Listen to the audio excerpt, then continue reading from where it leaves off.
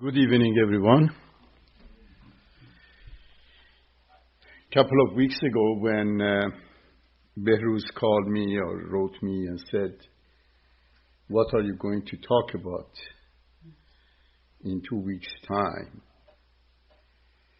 I sat there and was totally blank. Because I have been giving talks once a month for now a year.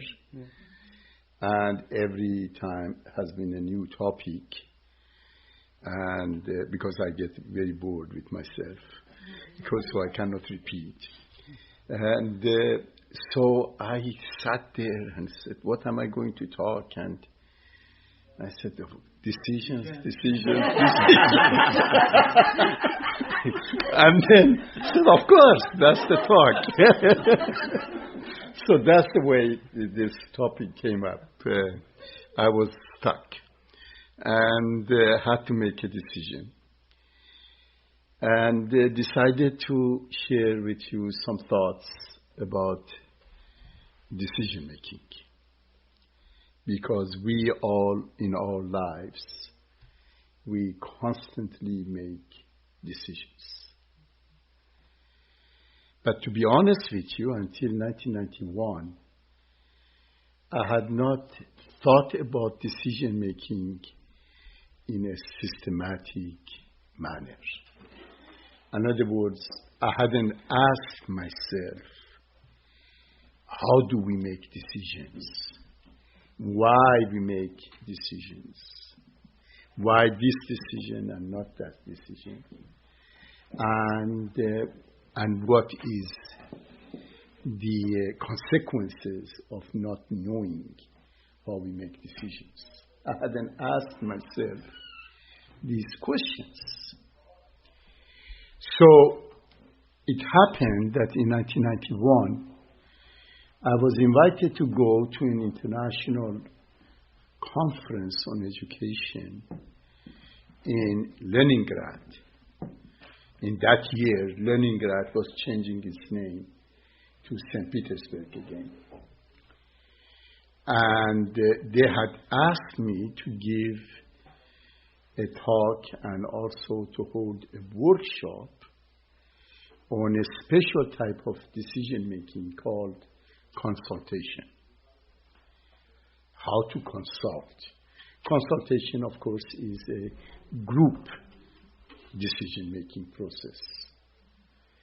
So they have two dimensions here. One is a personal decision-making, and the other one is a group decision-making.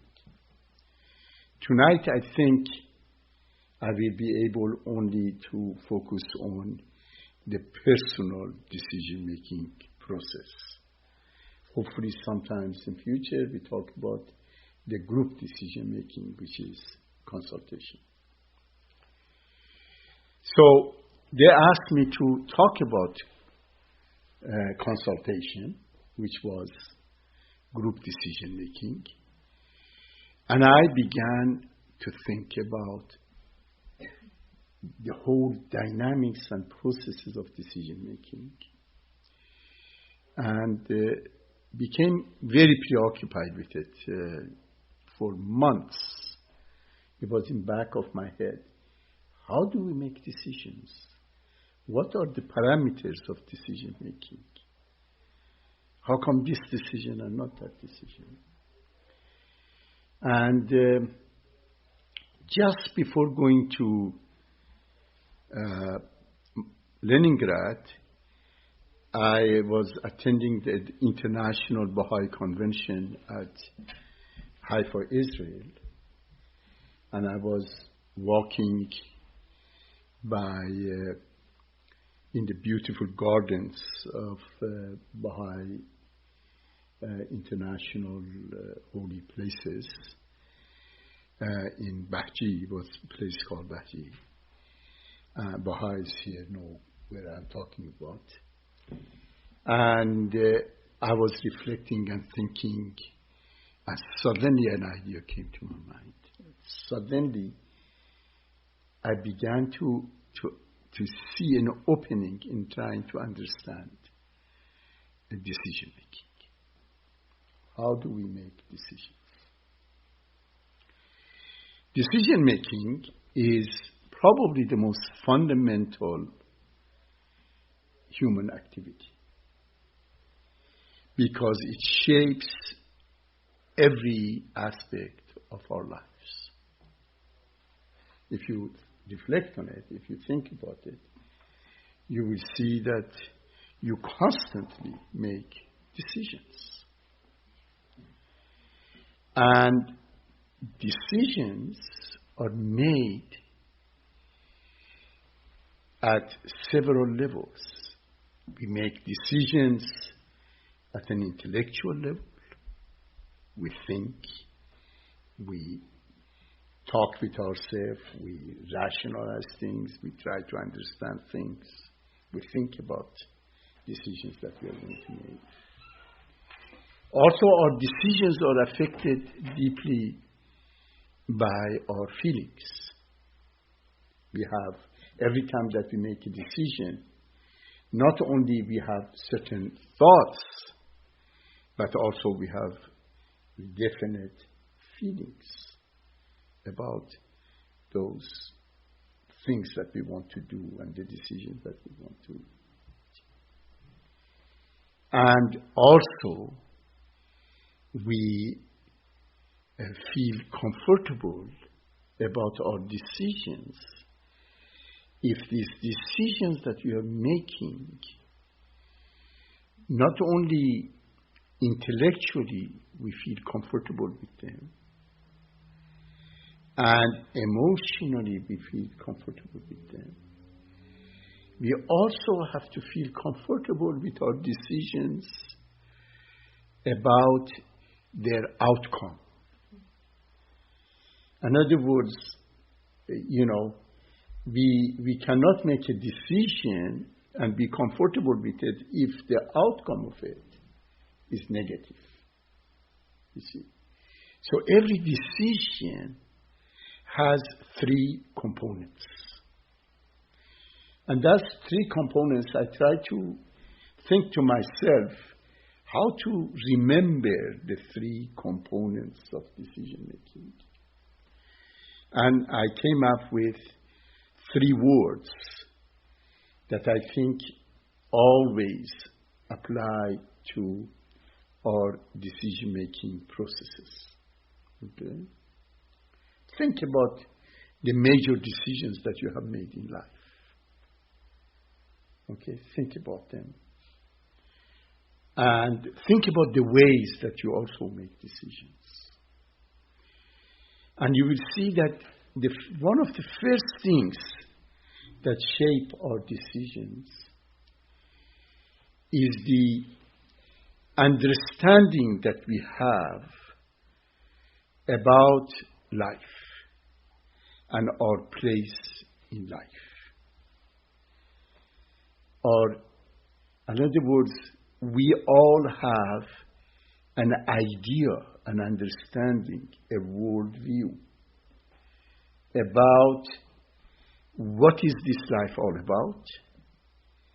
about who we are, what is our place in this universe, okay?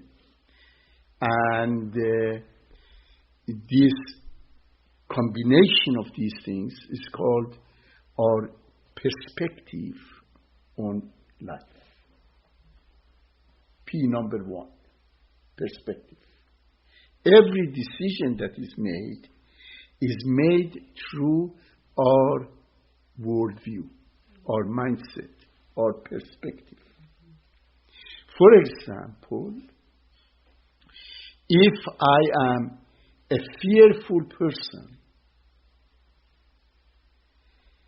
okay, and I see the world as a dangerous place, and I see people as being dangerous, then decisions that I make in life are going to be as such that would isolate me from other people, that I would avoid as much as possible other people.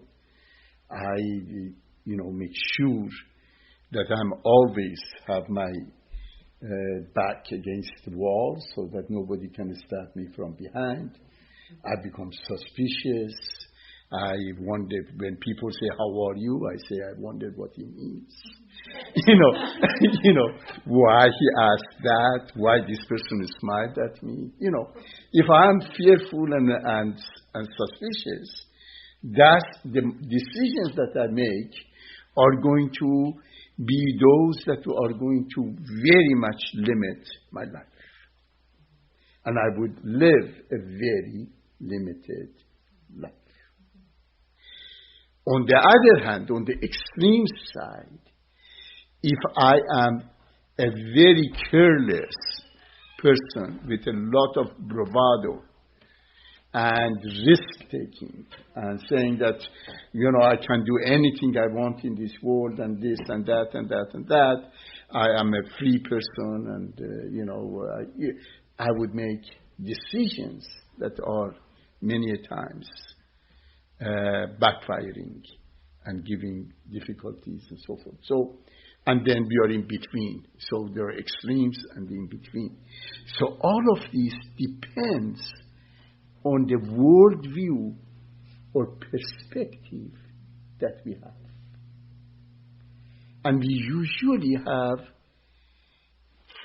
one of the three major categories of mindset, worldview, you see, if we want to think about the ways that people think. One worldview, which has been the most ancient worldview, the most ancient perspective on life, and it still is the most common. We call it a worldview based on power. In other words, many people think that this world is a dangerous place. And in a dangerous, difficult place, the most important thing that you have to have is power. And therefore, in your relationship with people, you always have to try to either put yourself in a position of power, so you're the leader, you can control, or on the side of the leader, so that the powerful person would help you and support you, and you obey the leader, and the leader then, for the price of obedience, protects you. You see, this is called the authoritarian worldview, authoritarian mindset, authoritarian dictatorial mindset. Authoritarian dictatorial mindset means that we look at this world to be a frightening, dangerous place that is filled with a lot of strangers. Is us versus other people. And we have to protect ourselves. And in order to protect ourselves, we have to have power. And in order to have power, then we make certain kinds of decisions. Now, if you think about it, you will see individually we do that. Also, you see in organizations, people do that. In communities, people, in schools, kids do that. In governments, constantly we see this is happening. So power-based decision-making is one of the oldest types of decision-making. Okay? And it is this a kind of decision-making that has, over the centuries, has been used by men controlling women, by the majority controlling the minority, by the rich controlling the poor, by the people in position of certain knowledge, religious or academic, controlling others. This has been used throughout history and has caused enormous heartache for humanity. Enormous problems have come because of this type of decision-making by political leaders, by religious leaders, by leaders of society, by people with the power and position in interpersonal relationships and everything. So that's one major category of what we call world view or perspective on world. Okay, P number one. Another kind of worldview is a worldview that developed in rebellion and in response to the power-based worldview. And that was when people finally said, we cannot take it any longer. That we cannot accept people controlling us. That we cannot accept leaders controlling us, men controlling women, rich controlling poor, whatever, okay? So there was a rebellion. Humanity came of adolescent age. And we said, well, I'm not going to take it any longer, okay? And this happens in the families. Children reach adolescent age and say, if the parents have been authoritarian, to their surprise, suddenly the 14-year-old or 12-year-old is going to give them absolute difficult time because he now has some power or she has some power and is going to use that power to give you real rough time. Okay? So this happens all the time. So humanity about 200 years ago or so began to enter a new phase. A phase in which power-based decisions were not any longer accepted. And we had enormous developments taking place in the world. People began to reject religion. People began to reject the leadership of the governments. The empires began to collapse. The colonial systems began to collapse. The anti-slavery movements began to happen. The women's movement began to happen. All of these things that began to happen, the workers against the owners, and all of these were rebellion of humanity against this power-based way of decision-making. Okay? And we entered a new era.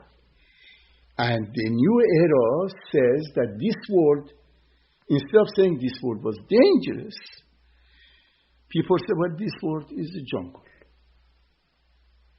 And what is the law of jungle? Survival of the fittest. We are in a survival of the fittest. So what we are going to do with each other, we are going to compete. We are going to make competition as a virtue. We are going to compete, and what is the purpose of our life? Is to win. We are going to get power. We are going to get engaged in power struggle. Men against women, white against black, this religion against that religion, this government against that government, communism against capitalism, you name it. Suddenly the world became a jungle. And humanity began to make decisions a la animals in the jungle. And one of the characteristics of jungle is that nobody really is truly powerful. You know, for example, you have a big elephant, okay? The elephant is powerful. A little rat can go and sit on the back of elephant and start chewing on the back, and elephant cannot do anything about it. It's a little tiny rat sitting there, chewing, because the nature of power changes. Still, relationships are based on power, and decisions are made on the condition of power. But it is now, power is distributed differently, and there is a power struggle taking place. And some people fight actively, and some people fight passively. Have you been, dealing with people who just simply drive you up the wall by just being passive, not doing anything? I remember when I was in medical school. No, it was high school. In high school, I had two friends who were roommates. And one day came and I saw one of them was totally black all over. So what happened? He said, well, he beat me up. I turned to him and said, why you beat him up? He said, oh, he has been just making me so uncomfortable. I said, why? He said, he has this habit of sitting there and chewing and chewing and chewing and chewing and chewing. I eat fast and he eats so slow. And that because totally I feel guilty that I have eaten fast and so forth, and he's eating so I lost control. I couldn't, couldn't hack it anymore. Because it's a passive way of relating. Passivity is a power. You see, you can be actively engaged in power struggle or passively engaged in power struggle.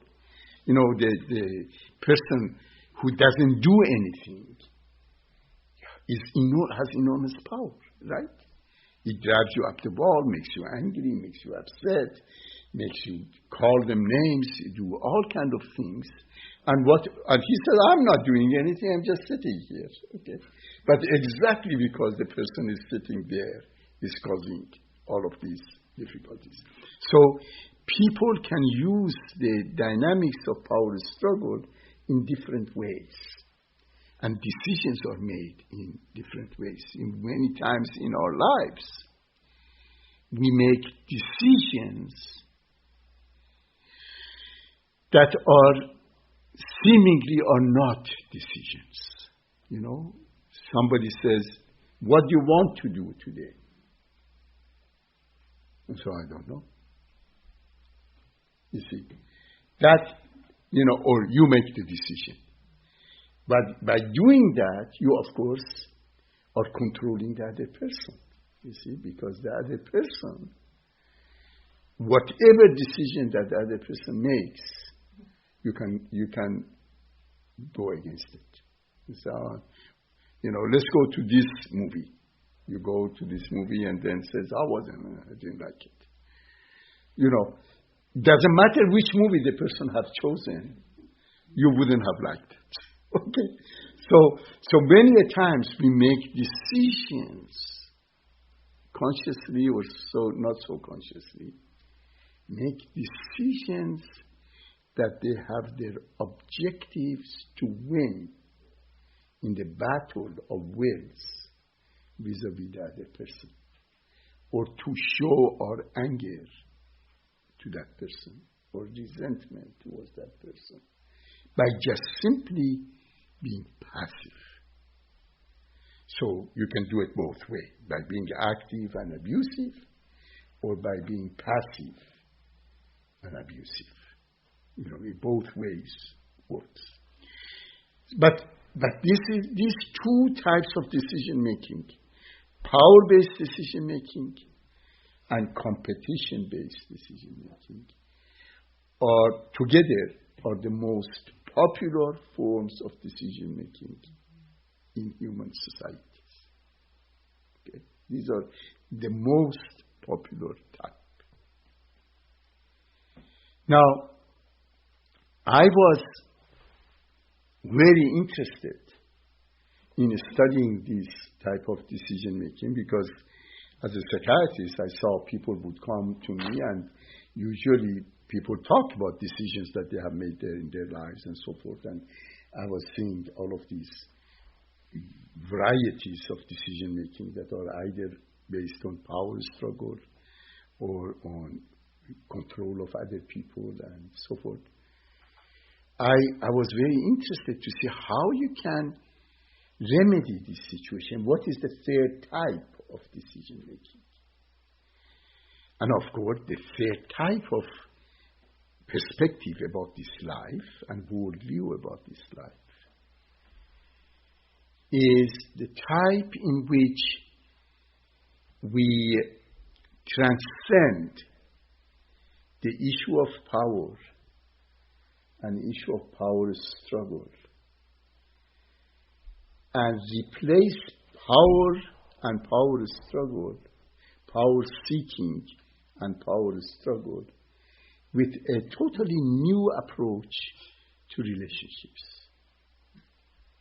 And that new approach to relationship is, how can I make decisions that are conducive to harmony and unity with the other person?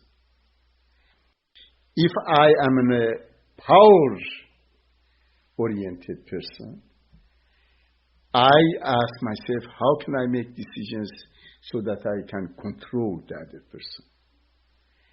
If I am oriented toward power struggle, then I would ask myself, how can I make decisions that I can win in my relationship? However, if I have a perspective about life, that the fundamental law of life is not power and is not power struggle, but actually is unity. The fundamental law of life is unity. Then I also always ask myself, I have to ask myself, is this decision that I am making conducive to creating unity, harmony?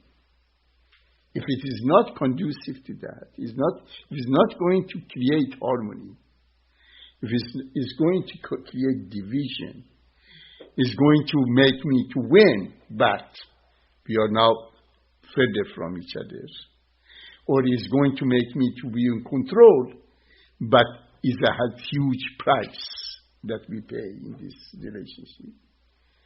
We have to ask ourselves, am I doing that? Because if I'm doing that, I may temporarily win the battle, but on a long term, I lose the whole process of relationship. See? So one of the three components of decision making is the worldview that we have, the perspective that we have.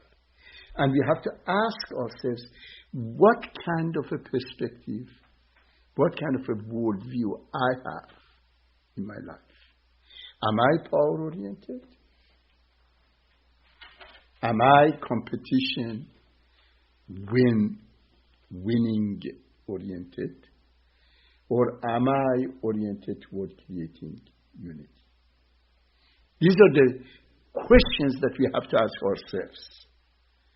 And when we are making a decision, we have to say, okay, from which perspective I am making a decision. Okay. Because from whatever perspective you make that decision, the outcome is going to be different. The outcome is going to be fundamentally different.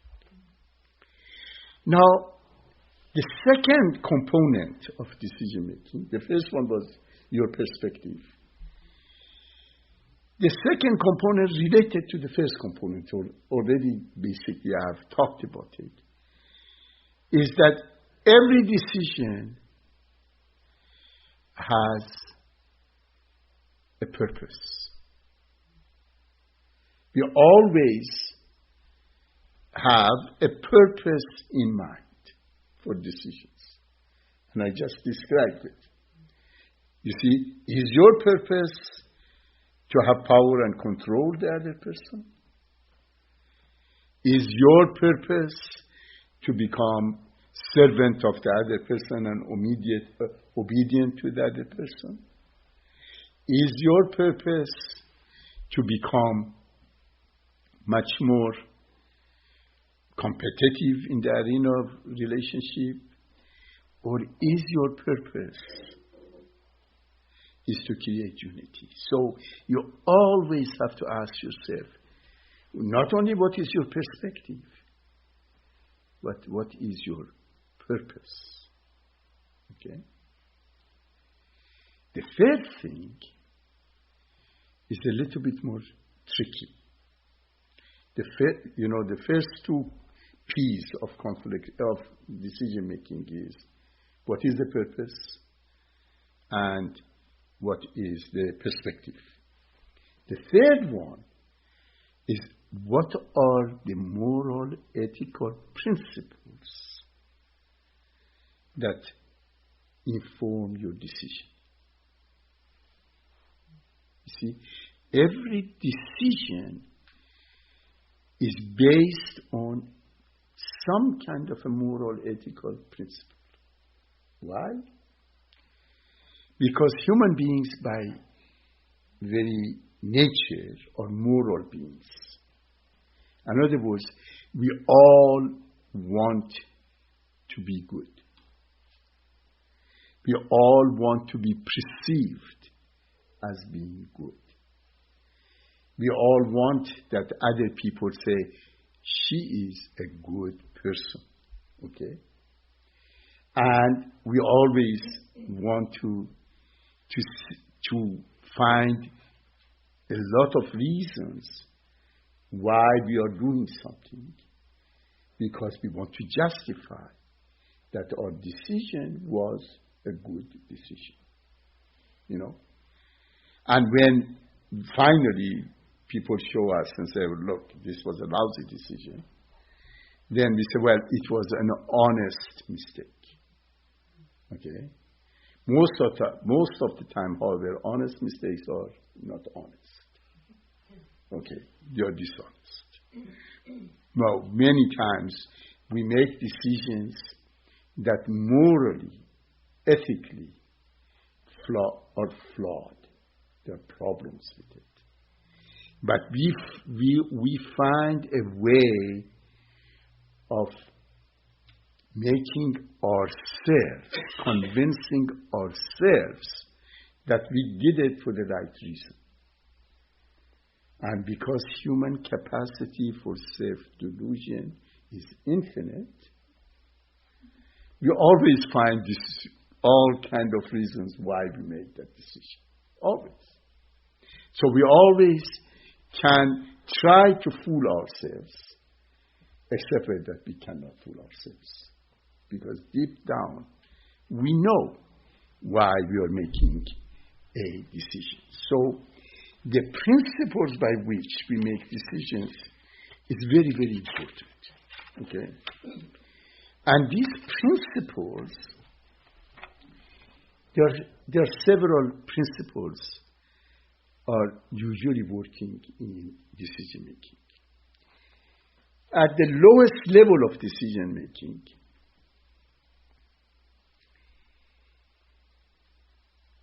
like a child, infant, and children.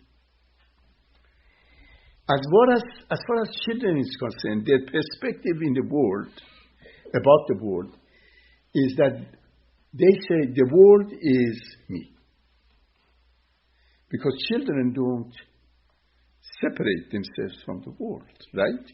World and them are one. And their purpose in life is to preserve themselves. Because children feel very weak. They feel very vulnerable, and they have to be secure. They have to be taken care of. Okay? And therefore, their moral principle is self-interest. So for children, this is normal, and this is healthy. But if you have a 50-year-old that still goes around and says, world is me, okay, and I am doing everything to preserve myself, okay, and I do it in the interest of myself, then you have a problem. How many countries function that way? Listen to the politicians. We are making our country secure, right? We are looking after number one. Who is number one? Us. We are the world. Okay, we are the best in the world. It's constantly that decisions are making that way. The second level of decision making, which already I mentioned to you, is when we say the world is dangerous. And of course, in this dangerous world, again, we have to protect ourselves. But here, you do it through the process of power. And what is the main moral, ethical standard of power relationship? Might is right. In other words, the person who has the power is always right. That's why the dictators say, today the sun is out, and so today is cloudy. And the people who are standing there, they say, yes, Your Honor, it's cloudy. You see, because they're frightened, because if they say otherwise, they would be killed. Might is right. And throughout history, dictators, that's the way that they have been functioned. And dictators could be in the families, could be in schools, could be in churches, could be in places of work, could be in gangs, in the communities, could be in governments, could be everywhere. Yes. Then the third level of decision making is the one that we talked about. The world is a jungle. And the purpose is to win. And the standards, of course, the principles, is survival of the fittest. Capitalism is a good example of it. Capitalism is the ultimate example of justifying all activities, all extremes of wealth and poverty, all things that people do to make money. Look what's happening to our world. Look what has happened during the last number of years in our world. These are all have been justified on the basis of certain moral, ethical principles. And moral, ethical principles is that this life is a jungle and is the survival of the fittest, and therefore you can do anything. The final, level 4 of decision making, is when we finally say that we don't say that the world is me. We don't say the world is dangerous. We don't say the world is a jungle. We say the world is one. This is one world. Baha'u'llah says, the earth is but one country. The earth is but one country. And mankind, its citizens. This is the level 4 of decision making. When we look at the world, we realize the world is one. And the fundamental purpose of decision making is to create unity. Why unity is important? Because unity is the prerequisite for peace. It's impossible to create peaceful world, a peaceful family, a peaceful school, a peaceful place of work, peaceful community, peaceful nation, peaceful world. It's impossible to create peace at any level unless we create unity. And therefore we have to learn the ways of unity. We have to learn how to be unifiers. And in order to create unity, two moral ethical principles are essential. One is that we have to make decisions on the basis of truth, not falsehood. We have to have facts. We have to search for truth.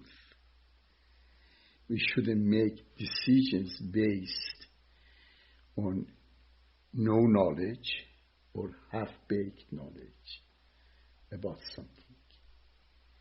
We have to make every effort to find what is the truth underlying the situation that we want to make decision about. Therefore, it's not, for Baha'is in the audience here, as you know, one of the fundamental principles of the Baha'i faith is independent investigation of truth. That means that we have to live our lives based on truth, not based on imitation, not based on dogma, not based on public opinion, not based on what the polls say, based on reality, based on truth. Truth to the extent that we can access it. And truth always has a scientific dimension and a spiritual dimension. So one of the fundamental needs for creating unity is that relationships have to be based on truth and truthfulness. We cannot have unity if we are not truthful with each other. We cannot have unity if I'm not trustworthy, if I'm not truthful. So that's one fundamental requisite for creating unity. That decisions that we make have to be based on truth. We have to make our utmost effort to find the truth. The second, you cannot create unity unless the principle that you follow is also based on justice. You see, unjust decisions invariably create conflict. Okay? Justice is essential aspect of unity. Now, interesting thing about justice is that justice and truth are inseparable. You cannot separate justice from truth. For example, in one of the writings of the Baha'i faith, Baha'u'llah, in one of his books, The Hidden Words, he says, the best beloved of all things in my sight, in God's sight, is justice. Through it, thou shalt see with thine own eyes, and not through the eyes of others. And thou shalt know of thine own knowledge, and not through the knowledge of thy neighbor, which is search of truth, right? In other words, you cannot have justice if you are prejudiced. if you accept ideas about other people that are not that you haven't investigated to see whether they're truthful or not. Related to this issue of justice is that you cannot engage in backbiting. Because if we engage in backbiting, then we totally destroy the foundations of trust and truthfulness and everything. So you see how decisions in order to make peace-based, peace-creating, unity-creating, harmony-creating, creative decisions. We need to make sure that our worldview is not power-based, is not based on competition and struggle, is not based on seeing this world in a dichotomy, them and us. To be able to see this world as one world of humanity, to see that humanity is one. We are all a part of one humanity. And the second component of that is that our ultimate goal in making decisions is that our decisions create harmony. Constantly add further harmony, create ever greater circles of unity. Because ultimately it is unity that is the antidote to all of the problems of the world. All the problems of the world that we have are because of conflicts and wars and violence that happens in this world. Poverty, disease, poor leadership, corruption, all of them, they emerge from the fact that humanity has lived a life of conflict until now. A conflict-based life. And the whole idea of a new ways of decision-making, mature ways of decision-making, is to move from conflict-based decision-making, power-based, conflict-based decision-making, to a unity-based decision-making. A connected issue about making unity-based decision is that we have to create inner unity. Unity between our thoughts, our feelings, and our actions. You see, most of the time, we think one thing, we feel another thing, we do a third thing, and we feel conflicted. You see, in order to have inner unity, we need have situations in which our thoughts, our feelings, and our actions are in harmony with each other. And they are in harmony with our principles, our moral, ethical principles. And our moral, ethical principles need to be universal, need to be inclusive, need to bring everybody in.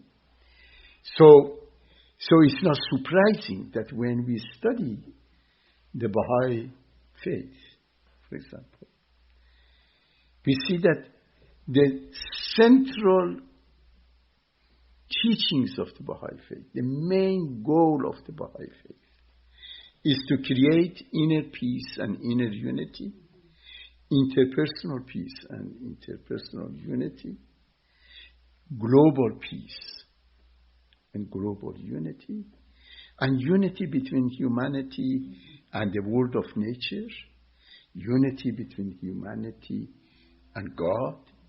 Right now, we are disunited with all of them. We are not united inside ourselves. We are not united with each other. We are at war with the nature, and we are at war with God. That's it. We are in total state of war. And we see it everywhere. We see it everything. And the whole purpose of Baha'i faith is that we have to actually begin to think differently, feel differently, act differently, make decisions differently. This is what we need to do. And this is what we need to do not because the Baha'i faith says so or Baha'u'llah says so. It's because it is the natural outcome of maturation of humanity. You see, humanity collectively has been going through different stages of development of consciousness. And we at one time have been collectively in level of infancy. At another time, in level of childhood. Childhood is when authoritarian systems take place, dictatorial systems. Now we are in collective adolescent stage. The whole world of humanity is in its adolescence. What happens in adolescence? You have to grow up. You have to grow up and go to the next phase. So the whole idea of a new way of decision making, a decision making that is based on the concept that the world is one, that the ultimate purpose of all decisions is to create unity and peace, that in order to do that we have to live according to the principles of truth and justice. These are essential requirements of maturation of humanity. And we are now entering in that phase. I think we are one of the luckiest generations in human history, because we are the ones that have the opportunity to make this movement from collective adolescence and authoritarian ways of thinking and childhood ways of thinking to a mature way of thinking and mature way of decision making. We are in that time of transition. And in one of the most exciting times, if we really think about it, we have been given this gift of this opportunity of collective transition from one way of decision making, the old way, the childhood and adolescent ways, to an adult way. And the whole notion of Baha'i consultation is an instrument for that kind of a collective decision making and even individual decision making, which I hope to talk about at some other time. But we stop here. But before we stop, I just read a couple of quotations from the writings of the Baha'i faith, so that you see how these ideas were based on what it was. And also, there is before I read about the Baha'i quotations, Isaac Asimov, who is Isaac Asimov, he says, no sensible decision can be made any longer without taking into account not only the world as it is, but the world as it will be. And that's the point.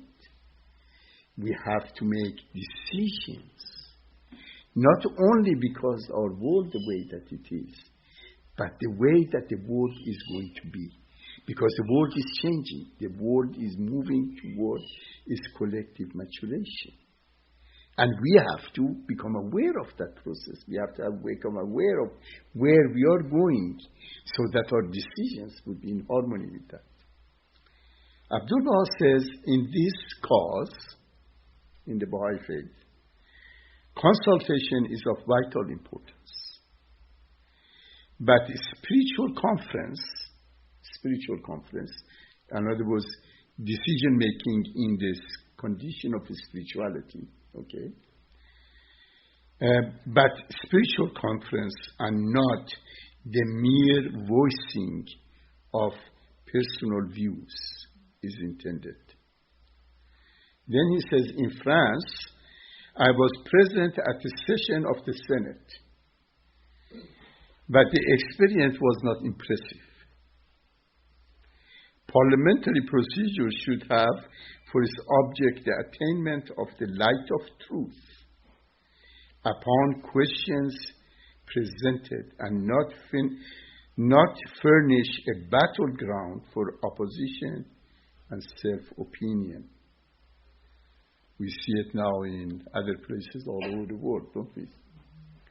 Antagonism and contradiction are unfortunate and always destructive to truth. In the parliamentary meeting mentioned in France, interactions and useless quibbling were frequent. The result mostly confusion and turmoil.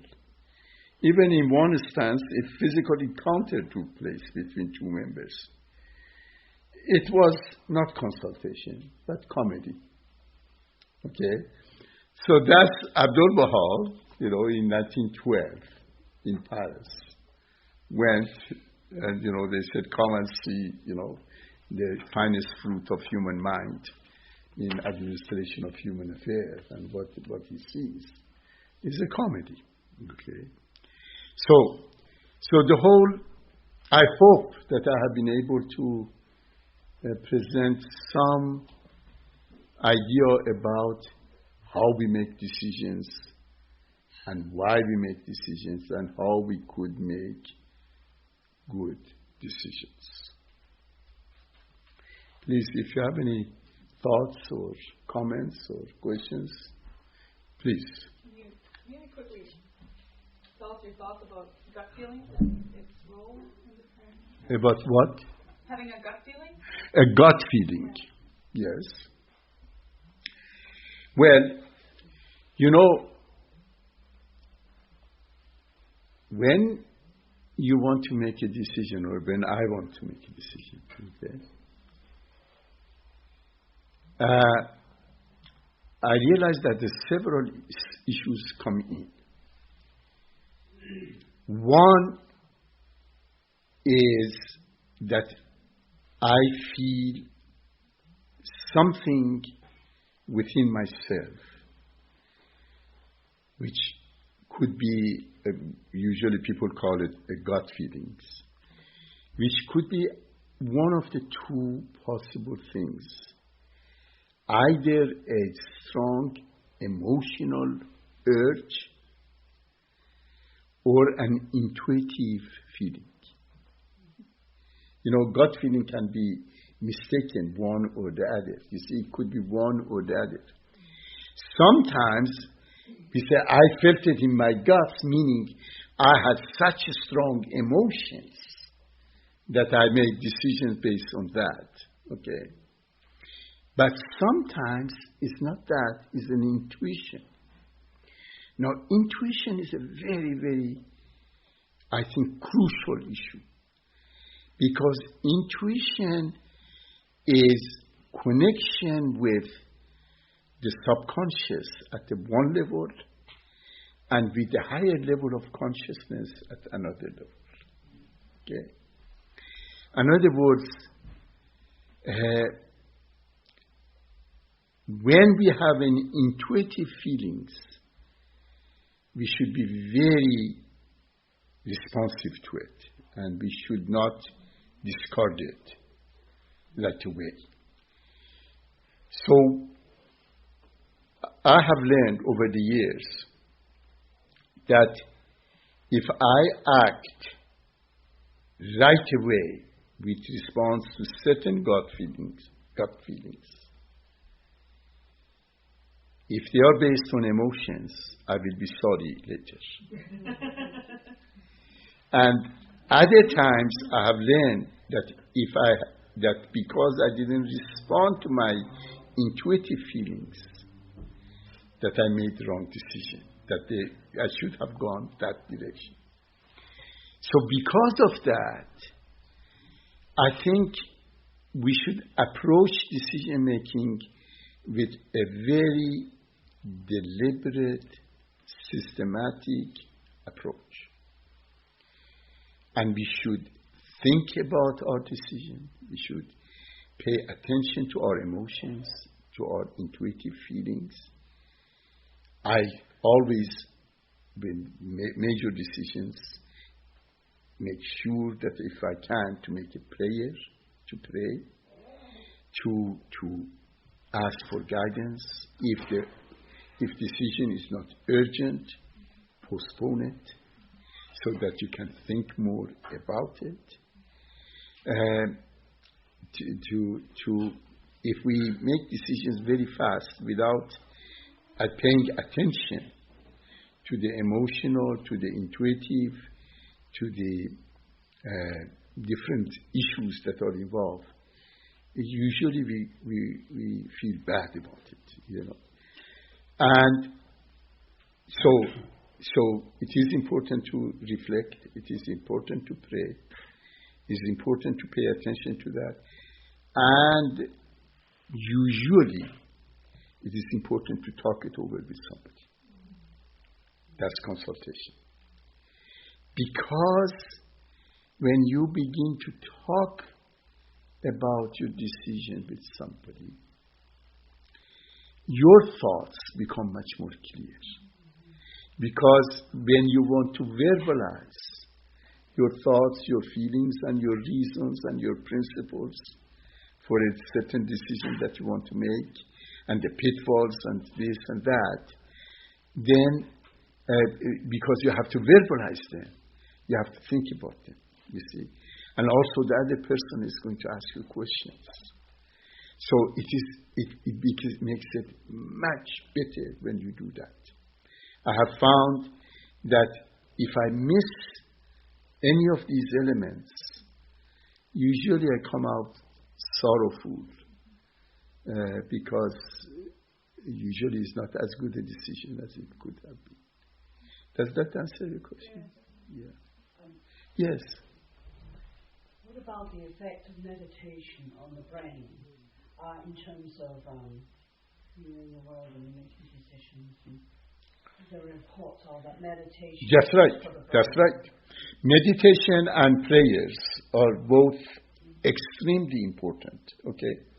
Meditation is a process in which we ask our own soul for questions through the intermediary of our brain. So we begin to go deep and deep into our own understanding, our own experiences, on our knowledge, the things that we have learned in life, but it's not in our consciousness. When you meditate, those things come up, you see. But also when you meditate, you begin to think of bigger things beyond ourselves. So yes, meditation is extremely important. Meditation also calms us down.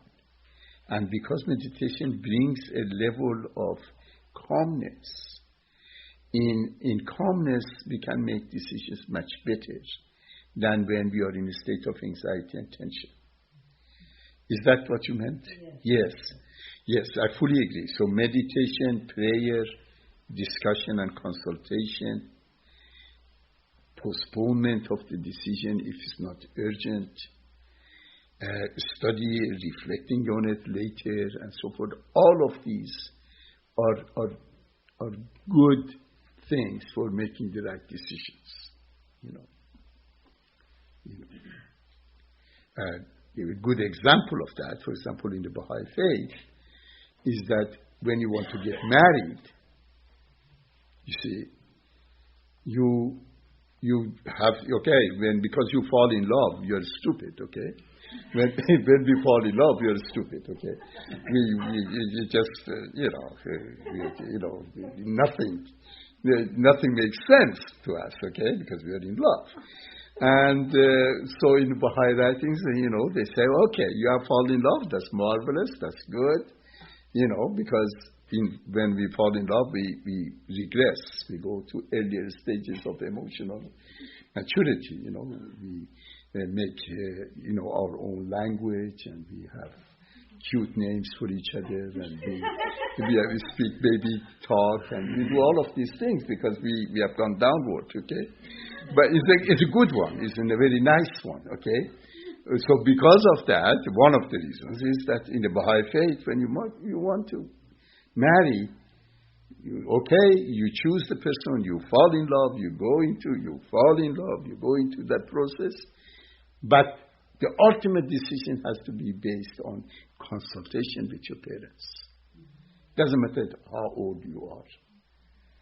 Because you want to get an objective input and also make a decision that is conducive to unity between all parties involved.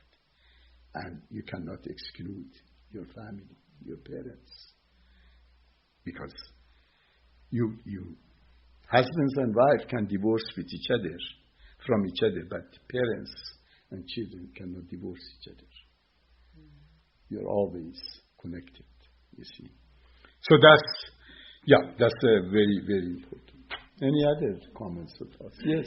Just concerned about the media today and the dumbing down of society, the masses watching. Is there a way that we can get more the unity consciousness into the media? It's beginning in the schools, but I don't see it in the media. Well, the media right now, the way it's formulated and practiced, is actually is totally based on conflict. Totally based on conflict. You see, all areas of media is conflict-based. News are about conflicts. Entertainment is about conflict. Everything that we have vis-a-vis media is conflict-based. The same is about politics. Politics are also, right now, the multi-party adversarial democracy. Actually, it has the name. It's all about conflict, okay? It's totally conflict, okay? The systems that we have created, these are the finest fruits of the adolescent mind of humanity, okay? And what is happening now is that they are proving themselves more and more inadequate, okay? During the 20th century, two things began to develop at a very profound level. One was communism, and the other one was adversarial democratic system and capitalism. Okay. Communism was basically a new version of power-based, control-based mindset, okay, authoritarian. And the era of authoritarian has passed, so it collapsed, okay. Now, capitalism and multi-party adversarial democracy is in a state of crisis, okay. We see it in the United States, for example, about their election of their elections, for example.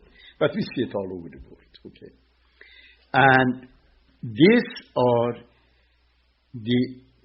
the conditions that are getting worse every day. I don't think either the politicians or the media moguls are going to listen to the call for unity, for harmony, they're not. But they are going to the extremes, and they would self-destruct. This is a process of self-destruction. is going to bring considerable pain to humanity unless suddenly a wake-up process comes and we say we better not to, you see. And this is not far-fetched because, for example, Cold War reached to the point of very dangerous situation. And then suddenly masses of people raise their voices and say, no. And I have a feeling the same thing is going to happen. Parents, teachers, masses are going to raise their voices and say, this is not what we want. Okay? This is, I think, is going to happen. The same thing that happened with the, for example, women movement. Okay? I think it's going to happen vis-a-vis political and media approach to issue of conflict and adversarial relationships. I think this is what's going to happen. Thank you very much, dear friends.